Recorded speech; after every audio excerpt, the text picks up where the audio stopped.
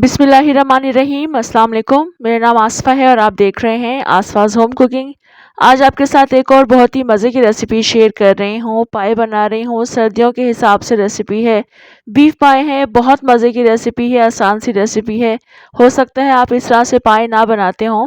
मेरी रेसिपी देखिएगा, एंड तक देखिएगा, अच्छी लगे लाइक भी करना है।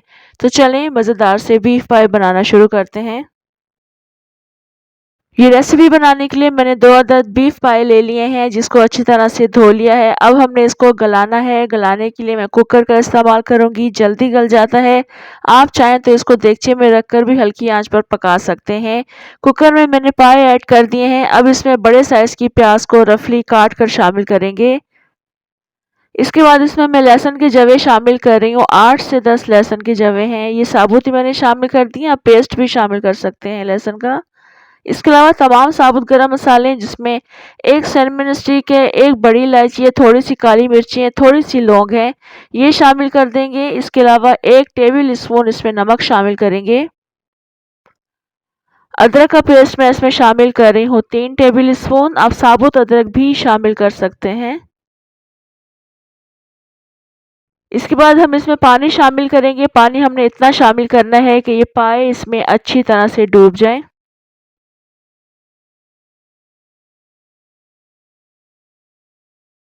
पानी शामिल कर दिया। अब हमने इसको थोड़ा-सा मिक्स करना है, उसके बाद हम इसको चूल्हे पर रखेंगे, उसके बाद हमने इसमें प्रेशर लगाना है। मैं इसको 40 मिनट का प्रेशर लगाऊँगी, आप अपने हिसाब से इसको एडजस्ट कर लीजिएगा। इसको बंद कर देंगे, चूल्हे पर रखेंगे और वेट लगा देंगे। वेट जिस वक़्त हिलना शुरू होता है, उसके बाद के हमने 40 मिनट काउंट करने हैं। 40 मिनट गुज़र चुके हैं, मैंने फ्लेम ऑफ कर दिया था, स्टीम इसकी निकल चुकी है। यहाँ पर आप पाई की कंडीशन भी आप देख सकते हैं, पाए काफ़ी अच्छे गल चुके हैं। यहाँ देखें काफ़ी अच्छे तरीके से गल चुके हैं। बस इसको रख देंगे हम फ़िलहाल एक साइड पर, तब तक हम इसके लिए मसाला बनाकर तैयार कर लेंगे।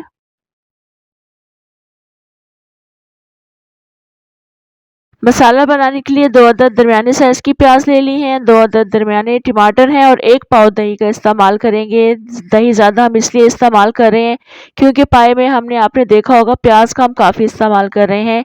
तो इन तीनों चीज़ों को मैंने साथ ही ग्राइंड कर लिया है, फ़ाइन ग्राइंड किया है। अब यहाँ पर हम इसकी कुकिंग स्टार्ट करेंगे।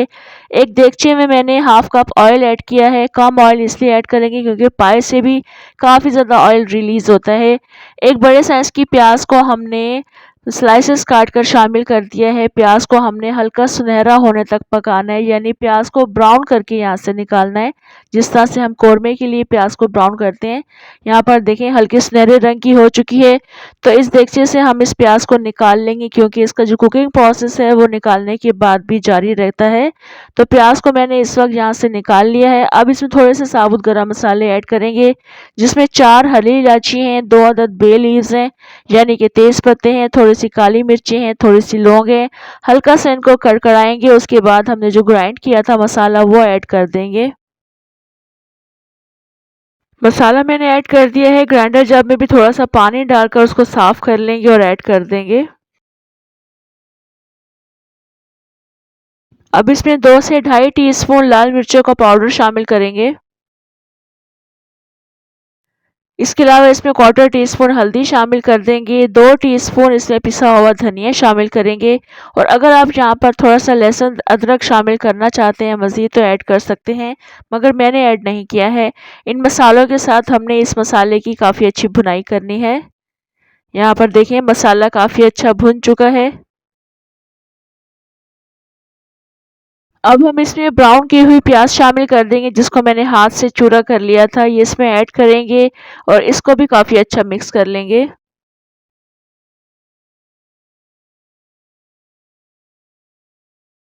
यहाँ ब्राउन प्याज भी काफ़ी अच्छी भुन चुकी है, 1 से 2 मिनट गुजर चुके हैं। बस अब हमने इसमें थोड़ा-सा पानी शामिल करना है ताकि ये मसाला जले नहीं।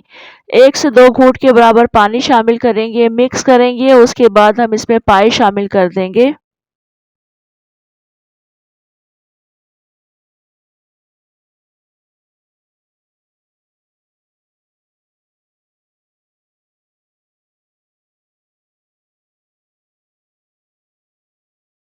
पाए डालने के बाद इस मसाले के साथ हमने इनको इतना भूनना है कि मसाला भी इसमें काफ़ी अच्छा कोट हो जाए। 3-4 मिनट तक लगातार इसको भूनते रहेंगे।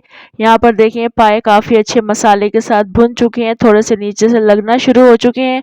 तो बस अब हम इसमें पानी शामिल कर देंगे। पानी मैं वो वाला शामिल कर रही हूँ जो इसका स्टॉक बना था, वो तमाम मैं इसमें ऐड कर दूँगी। अगर आप मज़ीद अपने हिसाब से पानी शामिल करना चाहते हैं तो ऐड कर सकते हैं।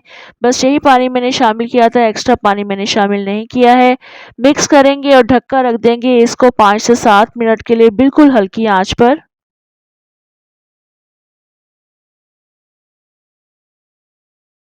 पाए को पकते हुए 5 से 7 मिनट गुजर चुके हैं। धीमी आंच पर ये पक रहे थे और बहुत ज़बरदस्त और बहुत मज़ेदार से पाए बनकर तैयार हो चुके हैं। आप इसकी ग्रेवी भी चेक कर सकते हैं, ज़्यादा पतली नहीं है। अगर आप पतली खाना पसंद करते हैं तो मज़ीद पानी शामिल कर सकते हैं। तो ग्रेवी भी बहुत ज़बरदस्त और मज़ेदार सी बन चुकी है। बस अब हमने इसमें थोड़ा-सा हरा धनिया शामिल करना है।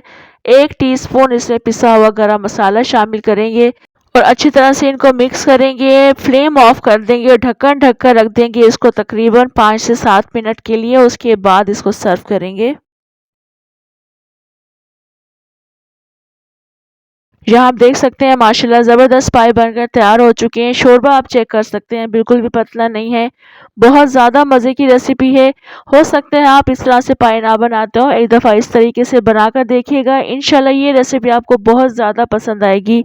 रेसिपी अच्छी लगी आपने लाइक बटन ज़रूर प्रेस करना है। कमेंट करके आपने ज़रूर बताना है आपको रेसिपी कैसी लगी। मुझे दें इजाज़त, इंशाल्लाह दोबारा आऊँगी अच्छी सी रेसिपी के साथ। अल्लाह हाफ़िज़।